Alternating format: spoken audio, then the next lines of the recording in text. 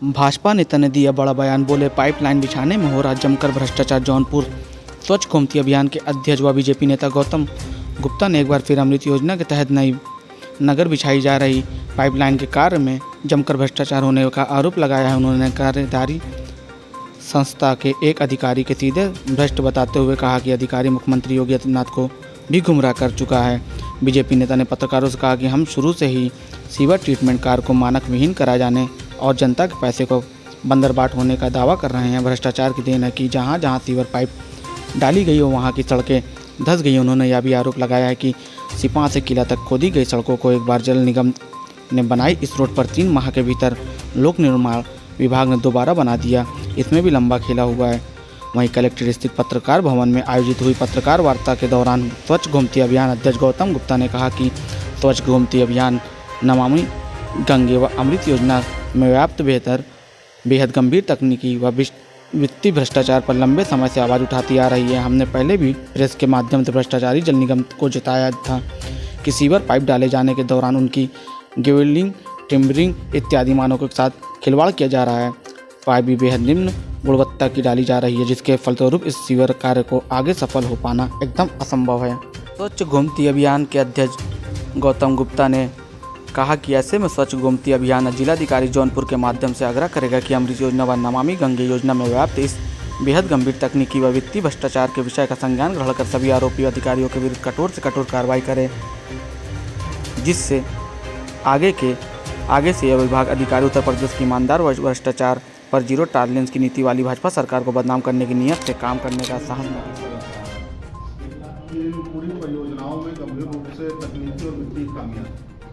और तकनीकी खामियां इतनी गंभीर हैं जिसके कारण माननीय प्रधानमंत्री जी और माननीय मुख्यमंत्री जी की महत्वाकांक्षी जो परियोजना है जिसका जनपद जौनपुर में सफल हो पाना एकदम असंभव है। जिस समय सिवर लाइन लेडाउन इंटरसेप्शन का काम शहर में शुरू हुआ उसी समय स्वच्छ गोमती अभियान ने पत्रकार वार्ता में इस बात का खुलासा किया था कि जो सीवर लाइन्स डाली जा रही हैं उन सीवर लाइन्स को डाले जाने का जो बेसिक कॉन्सेप्ट है उस कॉन्सेप्ट के साथ समझौता करके जो जल निगम विभाग है और वर्तमान में जो नमामि गंगे योजना देख रहा गंगा यूनिट वाराणसी, ये दोनों विभाग इन दोनों बेसिक कॉन्सेप्ट में समझौता करके सीवर लाइन को डाले जाने का काम कर रहे हैं। जिसके नाते समस्या यह हुई कि उसकी ग्रेवलिंग, उसकी टिम्बरिंग, उसको कायदे से उसके जो मिट्टी की कॉम्पैक्शन होना चाहिए था, उसकी मिट्टी की डेंसिटी टेस्टिंग नहीं कराई गई। इन सारी समस्याओं के नाते दिक्कत यह हुई आज जब जिन क्षेत्रों में सीवर लाइन को डाले जाने के बाद सड़कों का रेस्टोरेशन का काम दिखावटी रूप से पूरा किया जा चुका है, ऐसी परिस्थिति में जिन क्षेत्रों में सीवर लाइन डाली गई समूचे शहर भर में अब तक लगभग 15 ऐसे महत्वपूर्ण चिन्हित स्थान हैं जहां पर सीवर लाइन डाले जाने के बाद सड़क पूरी तरीके से धंस चुकी है,